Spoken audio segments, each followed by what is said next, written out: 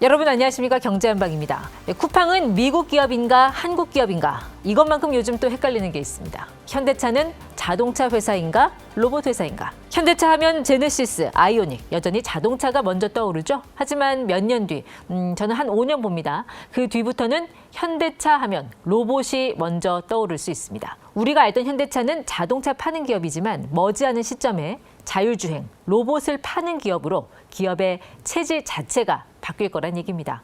도대체 현대차에 무슨 일이 생긴 걸까요? 지난 2021년 현대차 그룹은 미국의 로봇 전문 기업인 보스턴 다이나믹스를 전격 인수합니다. 그로부터 5년이 지난 올해 1월 5일 CES에서 전 세계의 시선을 강탈한 주인공, 바로 이 보스턴 다이나믹스의 올 뉴 아틀라스였습니다. 이번에 공개된 아틀라스는 기존의 유압식 모델에서 완전히 탈피한 올 뉴 전동식 아틀라스입니다. 저는 크게 세 가지가 눈에 들어오더라고요. 먼저 관절의 혁명입니다. 사람처럼 움직이는 게 아니라 목과 허리, 어깨가 360도 회전하면서 사람이 할 수 없는 자세와 작업 효율을 보여줬습니다. 360도로 돌아간다는 것, 그저 신기하다로 끝나지 않습니다. 좁은 공정 라인에서 몸을 비틀지 않고, 그러니까 방향 전환 없이도 뒤에 있는 물건을 집어 올릴 수 있다는 게 혁명인 거죠. 게다가 물건을 최대 50kg까지 들 수 있는데 30kg까지는 팔을 360도 돌리며 들어 올릴 수 있다고 합니다.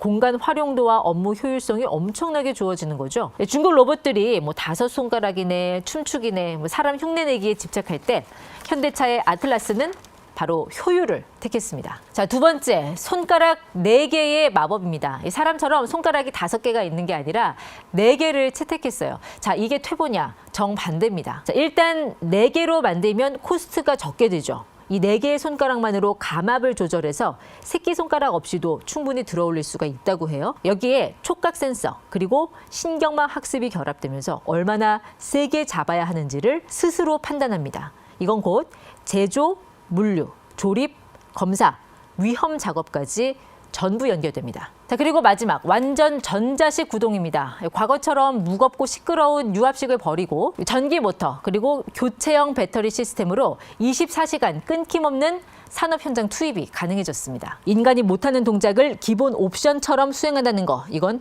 로봇이 사람을 닮아간다 수준이 아니라 사람의 물리적 한계를 벗어난 노동 플랫폼이 나왔다고 봐야 할 겁니다. 이번 CES에서 올 뉴 아틀라스의 등장은 피지컬 AI 시대의 개막을 알리는 하나의 사건이었습니다.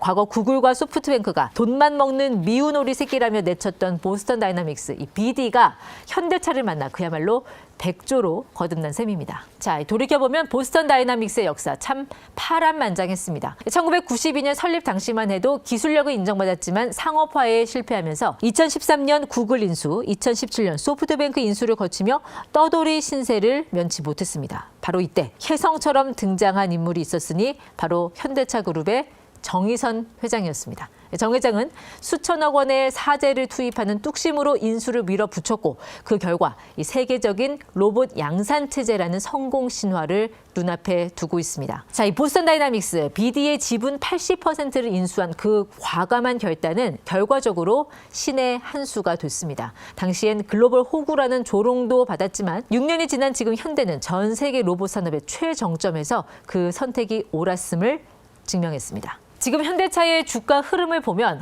이게 내가 알던 그 완성차 회사의 주식인가 싶을 정도로 엄청난 에너지를 보여주고 있습니다. 국내 시가총액 6위 현대차 주가가 하루 만에 13% 가까이 상승하면서 주변 시선이 달라지고 있습니다. 아니, 엉덩이가 그렇게 무거운데 왜 자꾸 오르는 건데 하실 텐데, 단순히 신차 판매 실적이 좋아서라고 하기엔 시장의 반응이 너무나 구조적이고 뜨겁습니다. 시장에서는 이미 현대차는 로봇 기업이라는 인식이 뿌리내리기 시작한 거죠. 특히 이 보스턴 다이나믹스는 나스닥 상장을 앞두고 있습니다. 단순한 계열사 상장이 아니라 현대차 그룹이 자동차 제조사에서 인류의 삶 전체를 바꿔놓는 AI 로봇 기업으로 기업 가치를 재평가받는 구간에 들어왔다는 의미입니다. 요즘 증권가에서 현대차 목표 주가를 40만 원으로 제시한 건 바로 이런 신산업에 대한 기대감이 반영됐기 때문입니다. 현대차의 휴머노이드 로봇이 2028년 현대차의 미국 공장부터 투입될 예정인 만큼 앞으로 2, 3년 뒤면 실제 상용화될 거란 기대감에 투자자들 시선도